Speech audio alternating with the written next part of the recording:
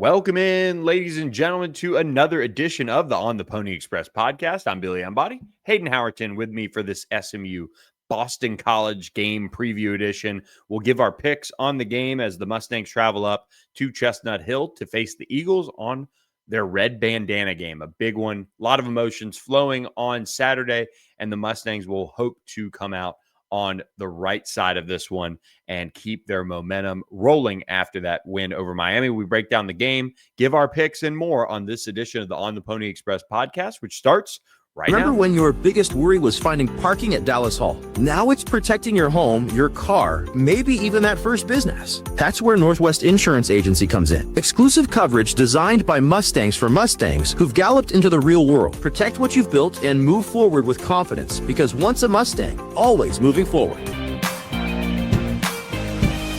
Northwest Insurance. This is the On the Pony Express podcast, part of the On3 network. Check out all the SMU coverage you need at ontheponyexpress.com. Now, here's your host, Billy Embody. 1, 2, 3, let we go.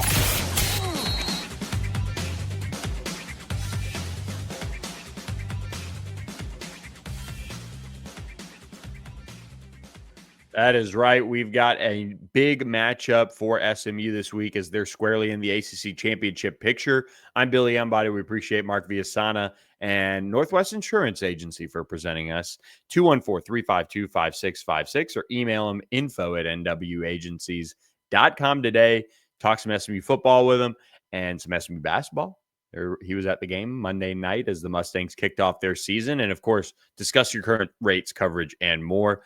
Let's discuss this SMU Boston College matchup, a chippy affair between these two programs over the last few years now. And right now, these two programs, I don't want to say could not be in more opposite places, but really Boston College, the bottom has fallen out as far as wins and losses this year. They did come off an encouraging game against Notre Dame, but Hayden Howerton, it's still a program that has not played well at all this season under Bill O'Brien. Next year, we're going to have to predict the ACC top to bottom so we can know where we're expecting all these teams, because I certainly didn't expect Boston College to be at the bottom. So as SMU is going to head up to Chestnut Hill, Massachusetts, they'll be on ACC Network on Saturday, 11 a.m. kick. But the story of this game is not going to be about how bad Boston College is. It's going to be all about SMU. SMU's 6-3. You're coming off a program-defining top 10 win over Miami in Dallas last Saturday. But look, this has not been an easy season by any means for SMU. But at the beginning of the season, if you would have told me, hey, you're going to beat Miami, you're going to beat Clemson, I would probably be sitting here like, so we're undefeated, right? But that just hasn't been the case, because those wins sandwiched an embarrassing loss on the road to Wake Forest. And this has really been one of those seasons that's gone up and down for SMU. You have tough losses against our in-state rivals and that Wake loss that really at this point are now overshadowed by those wins against national brands. But to move on to the Boston College Eagles, this is a football team that won their very first game against an FCS team and then has proceeded to lose every game since. They played certain teams close. I think last week against Notre Dame was probably their best showing. They only lost by 15. They do have a 2-point loss in double overtime to Michigan State. They lost by 4 to Cal, but then they've been demolished by other teams that they just shouldn't have. They lost by 31 to what we're seeing now as a bad Clemson football team. They lost by 15 to University of Connecticut, and then they got embarrassed in Pittsburgh taking on the Panthers. So it's going to be one of those games where we're not really sure which version of the Boston College Eagles that we're going to get. But either way, SMU has a big task at hand this weekend.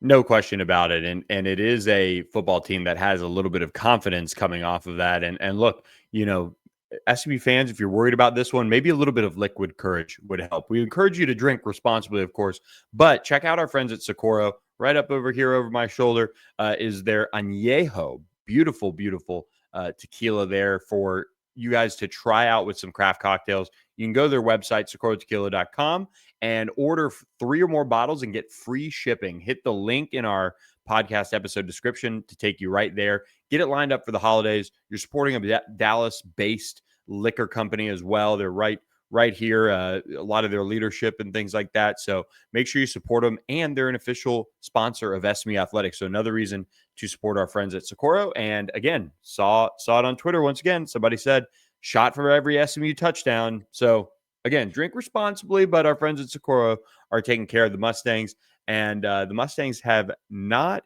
taken care of Boston College completely in this series. But to better get to know the Eagles as a whole, Hayden Howerton, break it down for us, getting to know this BC program leading into this third matchup in the last 3 years between the two programs. And after I lived in Boston for a short time when I was with the Patriots, it is a very proud group of people.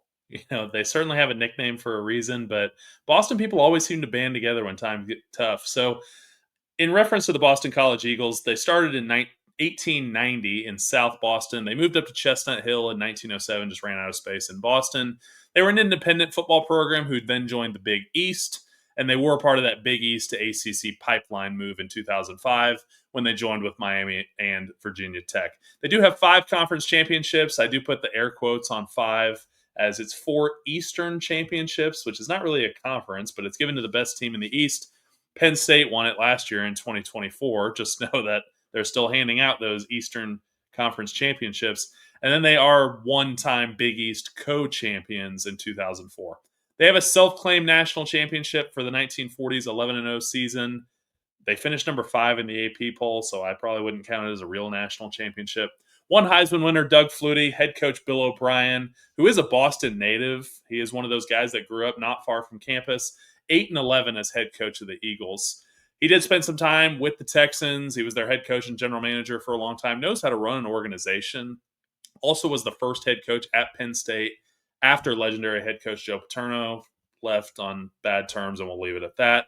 He was able to bring Penn State back. He was AP Coach of the Year. They went 8-4 in that first season with some serious sanctions on the program. Guy knows how to coach, especially in bad situations. The Texans, my whole life being a Houston guy, have essentially been one of the bottom of the barrel teams of the NFL. And he was able to bring him to the playoffs. He had a few wins there. So he's able to make the best of bad situations, which is certainly what Boston College is in now.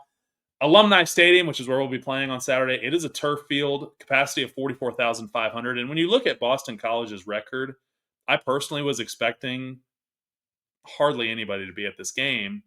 Despite that, they're averaging 42,280. It's going to be a really good crowd on Saturday, regardless of which Boston College team rolls out there. Like I said, they're 1-8 in 2025 so far, 0-5 in ACC play. They're the only winless team in our conference. Last year, 7-6, 4-4 in the ACC. Not too bad. They did go to the Pinstripe Bowl and they lost to Nebraska. Year before that was their first meeting against SMU when we met in the Fenway Wasabi Bowl. We did end up losing that game, but we got our revenge last year at Ford Stadium, winning 38-28. And Billy, you look at that game as a 2-score win for SMU. That was a gritty game that was really a 1-score, 3-point. SMU got a touchdown late with under a minute left that made it feel better than it actually was. But I'm fully expecting another dogfight, as this is a Boston College team that Bill O'Brien ripped our fan base after that game last year. Yeah, Bill O'Brien is been kind of perturbed, to say the least, lately this season, and of course with SMU as a whole. And SMU hasn't necessarily, I don't think, let it out very publicly, but there's some underlying things, kind of similar to I think, was it Tulsa? Who was twisting Ryan Becker's leg? That was Memphis. Memphis. Okay, it was blue-ish team that was doing that. This is kind of similar.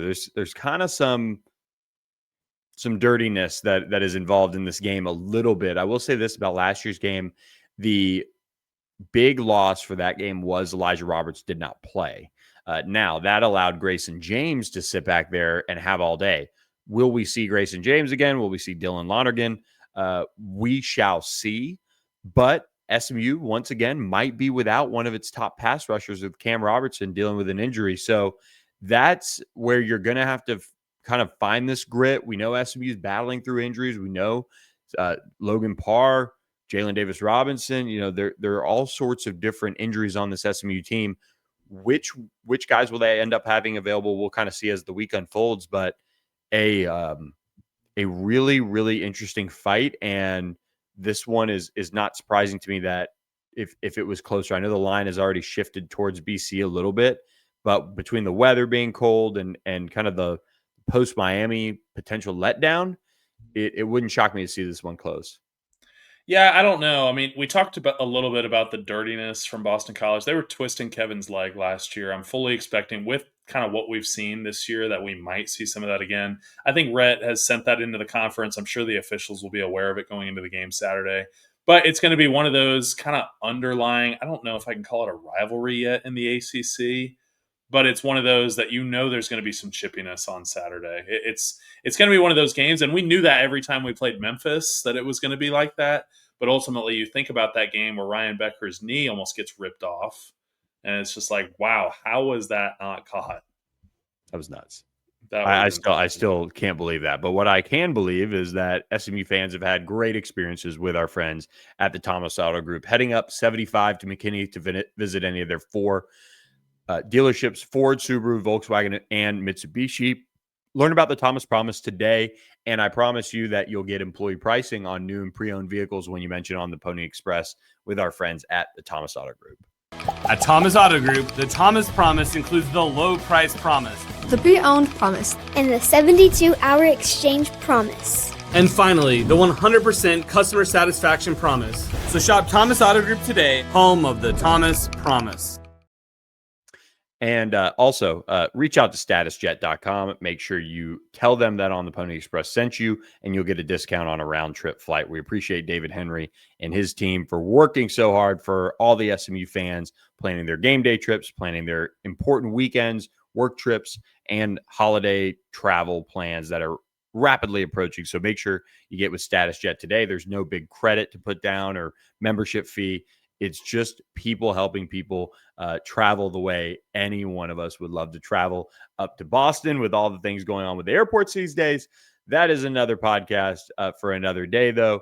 Reach out to StatusJet. Go to statusjet.com for more information. Hayden, the BC offense, whenever you're searching for a quarterback and trying to go back and forth, it's never a good sign. But Bill O'Brien is kind of, I don't want to say a quarterback whisperer because look where they are right now, but he has had some good ones over the course of his career, and that is a part of the reason why he is the head coach of the Boston College Eagles. Yeah, he's had a lot of thumbs and a lot of pies as far as offensively, and he does a nice job with quarterbacks. So offensive coordinator Will Lawling, but Bill O'Brien does call the plays offensively.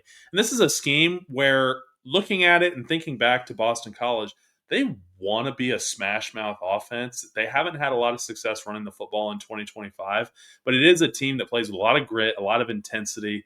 Their statistics just don't really reflect that. Total offense, 86th in the country, 361 yards per game. Scoring, 84th. They're scoring less than 25 a game. They do have 27 touchdowns, but they're 0-1 on 2-point conversions. Passing offense, this surprised me. They're 28th in the country. They have a pretty decent passing game, but it's the run game that slows them down. 128th, less than 100 yards a game, less than 3 yards per carry. That's shocking for me. But as I'll get to, they did lose some pieces on their offensive line last year, so they're almost starting over. They have a couple vets, but not where they need to be from a running the ball standpoint. Turnover-wise, they have 17 turnovers, which is bottom 10 in the country at 126th. 10 picks, 7 fumbles. They lost to University of Connecticut. UConn is number 1 in the country with only 1 turnover on the year. That was one of the differences in those games. But sacks allowed, talked about the offensive line a little bit already, and I'll get to it here in a second. 121st with 26 sacks on the season at almost 3 a game. Impact players, and I look at this BC offensive line that tried to take over this game last year and had success at times. They lost 2 guys to the National Football League last year. They lost Drew Kendall, who's their center. He's with the Eagles now. And they also lost Ozzie Trujillo, who played guard for them. He's with the Bears. But I still think 2 of their better players on offense are offensive linemen. Tackle number 79, Kevin Klein. First year as his right tackle. Really good pass protector and a guy that is really lean for 314 pounds. He's got good feet to him. He's got good length. Could be a challenge if we don't see Cam Robertson on Saturday, as whoever's over there, whether they put Turbo or whether they put someone else over there, we're going to have to affect the game somehow at the tackle spot, because their guard, number 65, Logan Taylor, honorable mention All-ACC in 2024, 6'7", 312, just a really big presence on the inside. He played really well in the first half of the year, but his last 2 games have been really rough for him. Gave up 6 pressures against Louisville, 3 pressures against Notre Dame for the rest of the season, so only 13 this year. but he did give up 2 sacks last week against Notre Dame. Could be one of those things where it's mental right now, whereas technique isn't where it's supposed to be because he's got the yips in his mind. But maybe Scott Simons is going to dial something up. We put an edge rusher on the inside and try to win there against a guy that has been historically one of their better players. On the edge, you've got wide receiver number 11, Lewis Bond, another honorable mention All ACC player last year. Chicago kid. He leads the team in the volume category as he's got the most receptions, most yards on the team. Only 1 touchdown on the year, though. He averages 10 yards a catch. He isn't super big and physical. He's 5'11", 190 pounds. Then you got to talk about the quarterbacks always. Grayson James, 6'3", 218, from Lake Highlands, and he took over the starting duties really in that UConn game. And I think he's played better each of the last 3 weeks that he's had meaningful snaps. Last week against Notre Dame, 240 yards, 1 touchdown, 2 picks, but he had a 67% completion rating. Unsure if we're going to see him or Dylan Lonergan. Dylan was the starter in the first half of the year, has 1,400 yards, 9 touchdowns, 4 picks. But 2 quarterbacks is no quarterback. So it's going to be really interesting to see how Bill O'Brien and this Boston College offense kind of manage things from a signal caller perspective. It will be. And, I think for me, watching this pro style Boston College attack, I mean, they've it's not like Bill O'Brien is solely NFL based or whatever. They've got some nice, college style type of concepts to it. But Grayson James probably gives you the best chance to win because he's seen Scott Simons' defense live and in person. Now, you can also point to Dylan Lonergan as far as, his talent level and just some of the pure traits that he has, brought to the table since arriving there at Boston College. You look at the resources at BC, and they did well to retain Grayson James while still going out and getting Dylan Lonergan. I think that does speak to the trust that going into the year he had with Bill O'Brien. There's no doubt in my mind that played a part. But you're now seeing where you can attract the elite athletes around them. And that's probably where other teams in this conference have caught up. That's why you've kind of seen the bottom kind of fall out in a sense as far as just how bad they are as a whole this season. But they're also at a point where they need to figure out how to invest in this program because, look, Boston College hockey is probably the number 1 sport on campus in a sense, but they do love them some Boston College football. I'm sure some BC fans are going to clap back at me for that, but BC hockey, that's where they win the national championships. That is where they spend a lot of their time and efforts trying to invest. And it's a hard line to walk too, because that's a sport that, has certainly been impacted by the transfer portal as well, but it's harder to secure NIL deals, for some of those players and things like that. Whereas football is on, national television a good bit when you're winning and all sorts of different angles to that. But, BC does have to figure out how to get more talent into this program. I think Bill O'Brien is kind of reaping the benefits of the last couple staffs as far as recruiting on the offensive line. Drew Kendall was a big part of that. And now, you do have some guys that are still left over that are very, very good. No doubt about that. But this is not the Boston College team that SMU saw in the Fenway Bowl, for example, when that offensive line that they had maybe had 4 or 5 pros on it, and at least guys that are going to be in camp. And I think we're kind of seeing that catch up where not only the eval perspective, but just the resources perspective is in a very different place right now than what it is. So this is not to say that BC can't beat SMU if they don't show up, but it's just offensively, it's very different. It just has a different feel to it.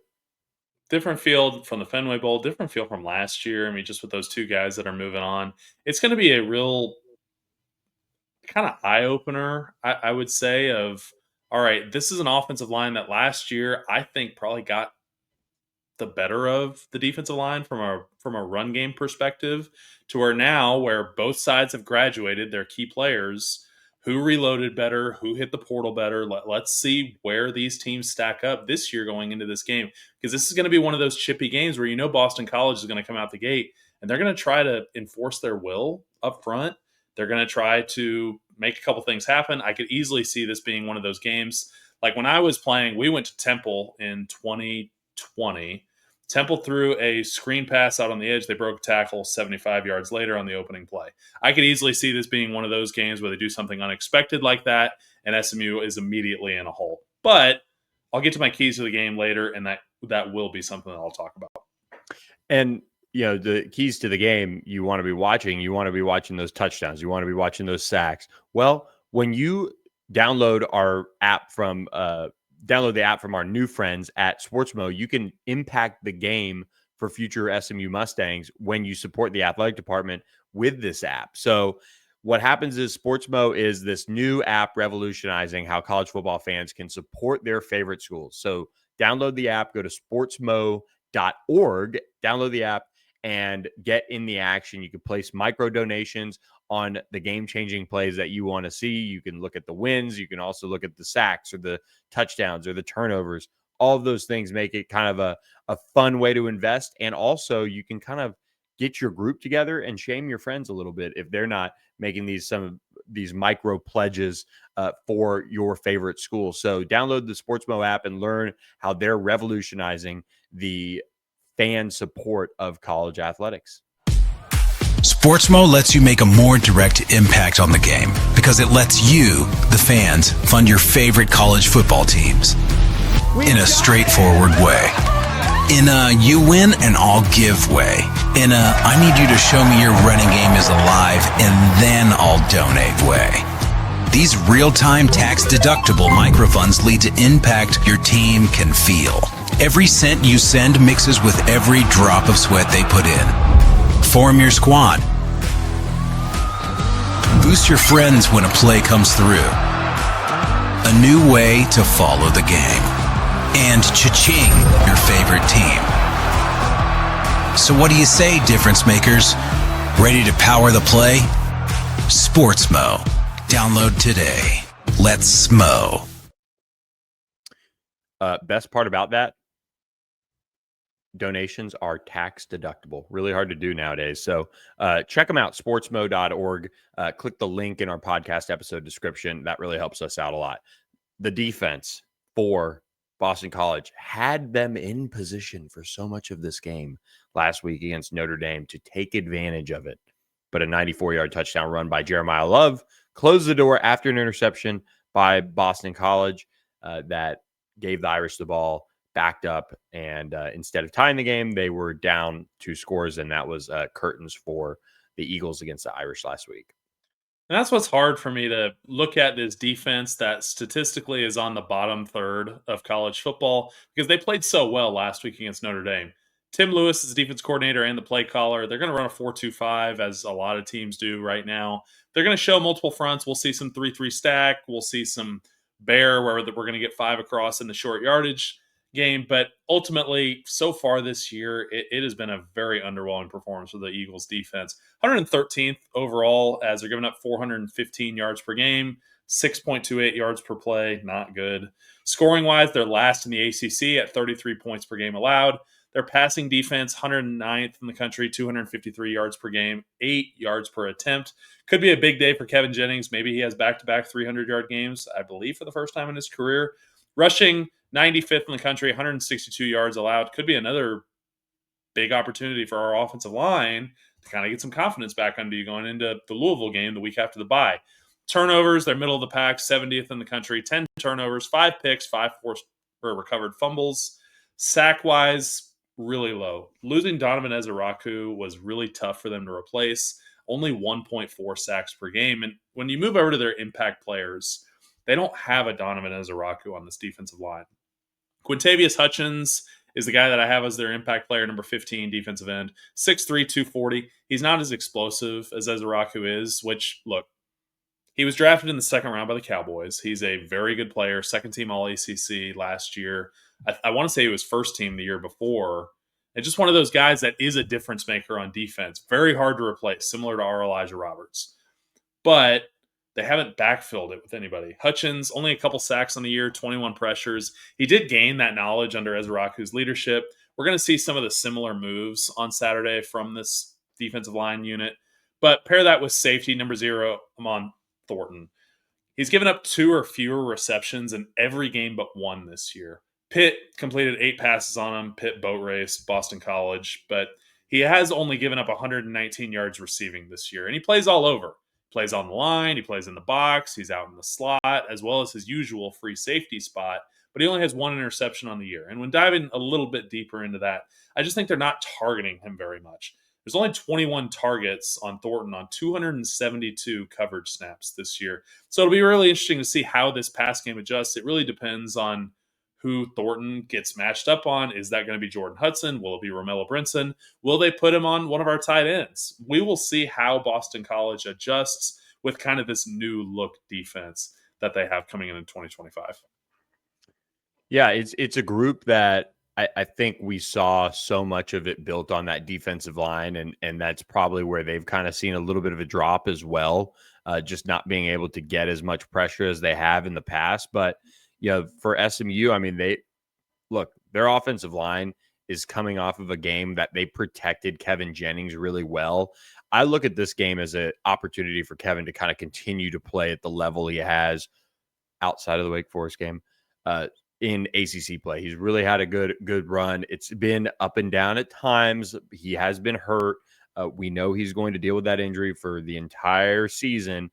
But if you take what Rat Lashley said this week and that he is feeling as good as he's felt, then you have a player who maybe can continue to play hot like he did against Miami. And if that's the case, that's going to really help this offense, and they're going to be able to move the ball. But against this BC front, you're going to want to be able to run the football. You're going to want to show after last week that you can run on BC.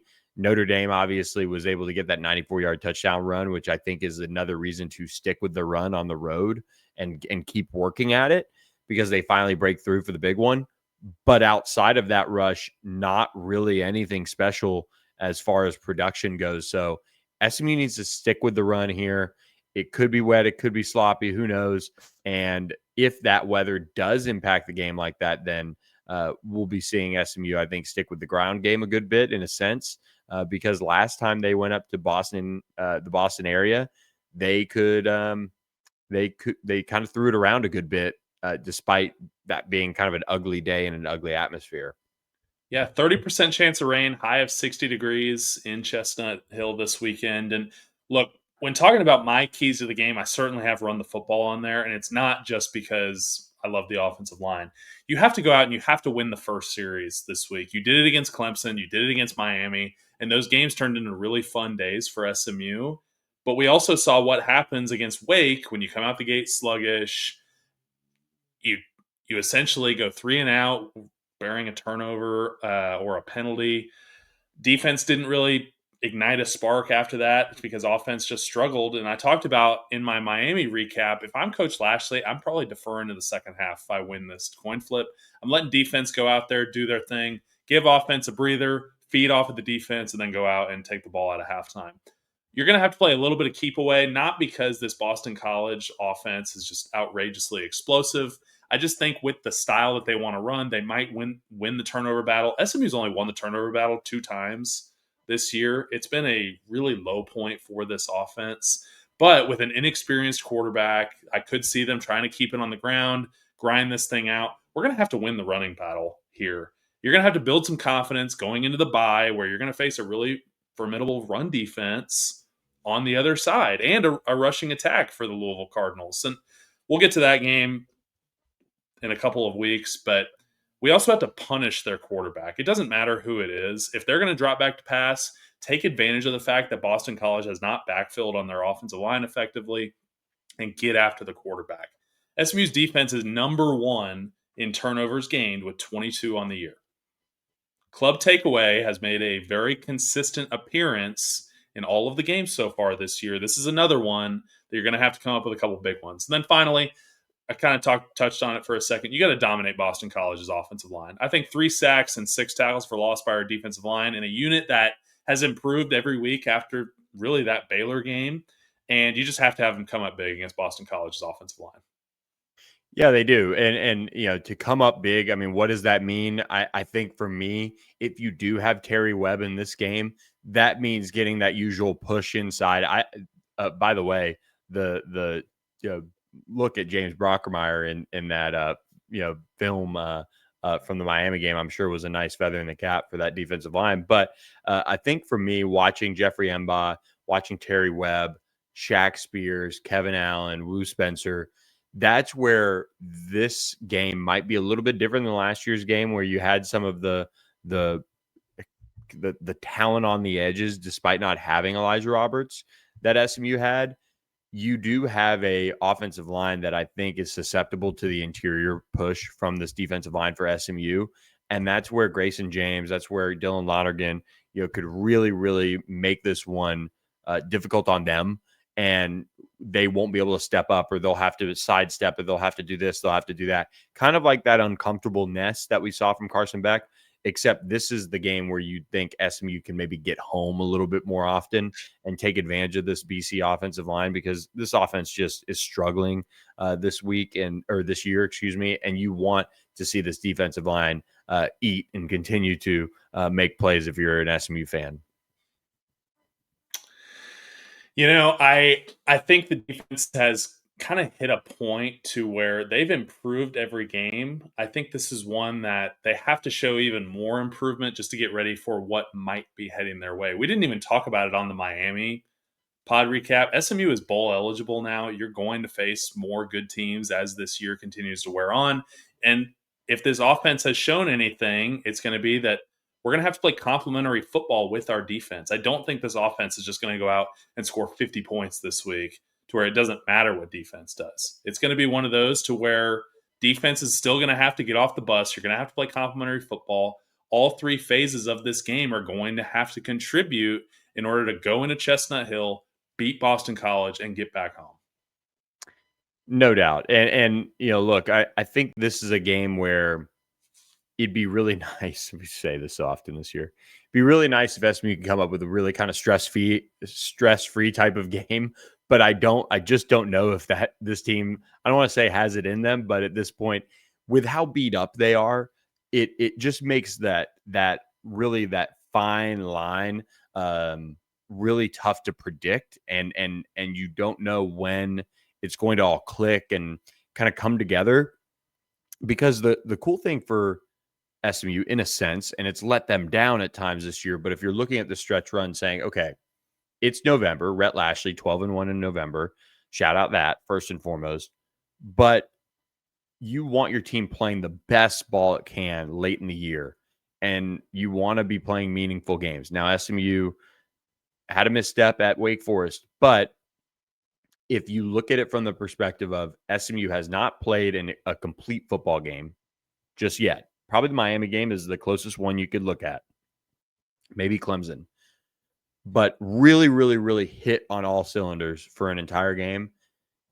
Obviously, it'd be much nicer if that was the Louisville game, but they just need to come away with a win against Boston College. This is the opportunity to kind of flex your muscle a little bit and show people, hey, we have something coming here if you don't watch out for us late this year. Yeah, look, some people are going to look at this game as it's a trap game. It's going to be a huge emotional letdown after you go and beat Miami. I don't see SMU falling for that twice. I think we're on such a high right now coming off the Miami game. I actually think it's a positive. I think it gives you even more confidence. I think it helps your preparation. It's a lot easier to practice, go in the film room, recover, hit the training room. All of that is so much easier after a win. I think you continue riding that emotional high.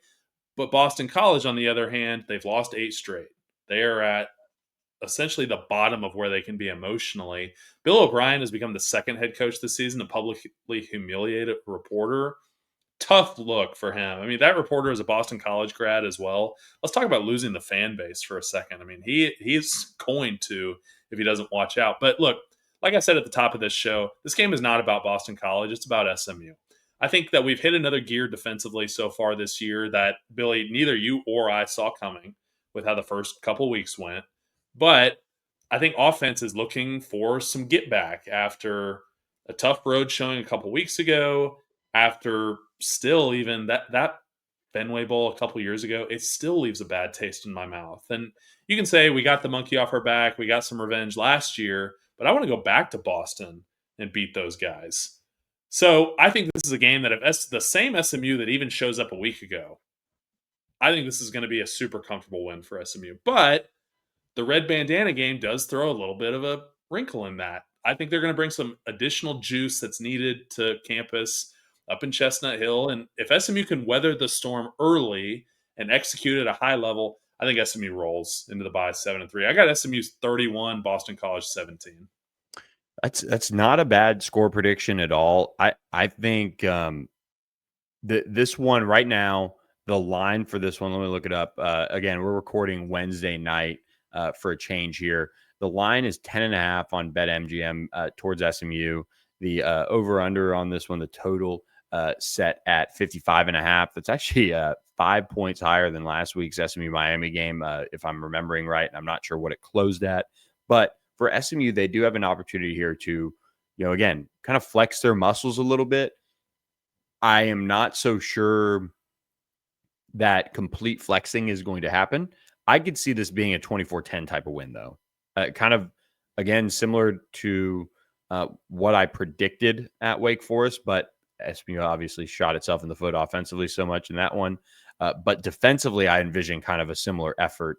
And I don't think it would be a bad thing to come out of there with a 14-point win, even if your offense might not click on all cylinders. If BC's selling out to stop SMU's run game and it's kind of cold and it's kind of this, it's kind of that up there on the turf, I mean, is it going to be slick again, like Missouri State or something like that? Those are all things to consider in this one. Maybe it ends up being a little bit higher. Maybe SMU does hit that 31 point, mark. But defensively, I envision for SMU kind of a really, really strong performance in this one. I just don't think Boston College has the horses to really take it to SMU like some of these other teams have had. So I'm gonna go like 26, something like 26-10, like a bunch of field goals from Sam Keltner. And he kind of has a big day in that regard, but the game is never in doubt. Like it wouldn't shock me if it was like 26-3 and people are pissed off early third quarter because SMU's kind of stalling out a little bit and things like that. But the game's like not close at all. That is what I kind of predict for this one. So I'll go 26-10 SMU. And if that happens, we will be celebrating with our friends at Mignon in Plano. Right up the road on Preston. You can visit Mignon, where they've been cooking up incredible meals for many, many years now. Former SMU offensive lineman Nick Nator and his family doing all the cooking up over there, and it is an incredible fine dining experience. It is worth the drive from wherever you are in the DFW area to come visit Mignon in Plano. And if SMU wins, you get free dessert on Sunday for brunch or for dinner. So make your reservation on Open Table. You can click the link in our podcast episode description. Support our friends at Mignon. Enjoy a cocktail at the bar, an appetizer at the bar. Do it that way, or just do a big celebration with your family, your friends, and book a spot on their patio. We will be there Saturday if SMU can get this one done at Boston College, enjoying our free dessert, Hayden. I can tell you that much. It's going to be a treat this weekend. I certainly feel good about this one in comparison to Wake Forest. I think now that that's happened, I don't see us falling victim for that twice. I'm sad I'm going to be missing this one. I loved my time in Boston when I was up in New England. So have a great time Saturday morning at the event. I do have Maverick in here with me for the second straight week. For those of y'all who don't know, Maverick's my dog. He was in here every game last year. We had such an amazing season. We got a new puppy, Baylor week, so he's been with my wife. They've been managing the puppy, but last week I got some me and Mav time during the prediction, and he came in with some good luck for SMU. So I guess he has to stay for the rest of the year. Yeah. We might have to reward him with a little. Socorro actually has a dog toy of the Socorro tequila bottle, so we might have to get Mav set up if he keeps this winning, or maybe get him a little sweater, a little horn legend pullover. You can get the kids one and stick his feet through and have him looking all swaggy and nicey for the back half of this football season. That would be awesome. Well, cool. Well, everybody, hope you guys enjoy this weekend. It's kind of a quiet weekend of ACC football, like not It could be spooky, but not necessarily this insane week of games. If you're looking it up right now, Hayden, are there any that stand out to you as far as upset alert? 1 second. I'm pulling it up. I was still on Boston College. Because everybody, of course, preseason had Clemson FSU circled as this massive matchup, but it is not. It is kind of a meaningless game in of sorts. But the rest of the ACC's favorites are kind of playing games they should win, but you never know in this league after last week. You never know. Like this UConn team, I think has been on a roll. The Duke Blue Devils go out to East Hartford, Connecticut this weekend. That could be one. Well, I don't think UConn will pull off the upset. I could definitely see UConn covering the spread there, which let me pull up and see what the spread is for that one. That's a 2:30 kick on CBS Sports Network for you guys. Spread comes in 9.5 for the Duke Blue Devils. I could see UConn making that one interesting. You also have Wake Forest playing on the road at Virginia. I'm really hoping Wake Forest does us a favor there. They can go ahead and knock Virginia down a peg. North Carolina will get a chance to get another ACC win. They play Stanford at home this weekend. But other than that, Louisville hosts Cal. That could be one that Cal could make it interesting. But I think for SMU's purposes, I would like to get Louisville as highly ranked as possible when they come to Ford Stadium in a couple weeks. And then Florida State Clemson relegated to ACC Network. Game that was probably definitely marked in pen as an ESPN game earlier this year, now on ACC Network. Yeah, no Friday night games this week for the ACC Network. So a lot of ACC games on Saturday. I'm keeping an eye on the Wake Forest Virginia game as well, 6 p.m. on ESPN. So if you don't have YouTube TV, you're in good shape. If you do have them, I'm sure you've figured out your way to catch the SMU game already. So make sure you guys stay locked in on that, how to support the Stangs. But that Wake Forest UVA one could be very interesting. Maybe Wake Forest can come up with a little bit better of a showing than they did a week prior at FSU. But look, Hayden Howerton, enjoy your weekend watching SMU. We'll be back. We'll get you guys the recap pod out as quickly as we can next week. And so we hope you guys enjoy this edition of the On the Pony Express podcast and enjoy your weekend watching SMU take on Boston College, 11 a.m. Central Time this weekend up there for the Red Bandana game. Do want to close out and say it's a really special game for those of you who don't know. The Wells Crowther and what he did for this country on 9/11 and so many people that have been able to live their lives because of him. So a really cool tradition. SMU is rocking the red unis. I know there are jokes to be written about honoring thy opponent and things like that, but SMU is going to try to, honor him the best way by playing a really hard-nosed brand of football. And, that's all they can do, but it is going to be an emotional game up there at BC. And just do want to remind you guys to take a moment and search Wells Crowther ESPN and watch that piece that they did all those years ago. It's a must-watch thing if you aren't familiar with it. So with that, Hayden Howerton, we will be watching this one and trading texts all day. So hope you guys enjoyed this episode of the On the Pony Express podcast. Please like, rate, review, and subscribe to the pod, and check our workout at ontheponyexpress.com as well. So thanks for listening and have a great weekend, everyone. We'll catch you guys next time. Thanks for listening to the On the Pony Express podcast with Billy Embody. Follow us on your socials on X at SMU_on3 and on Instagram at on3SMU. And keep it locked to ontheponyexpress.com for more coverage.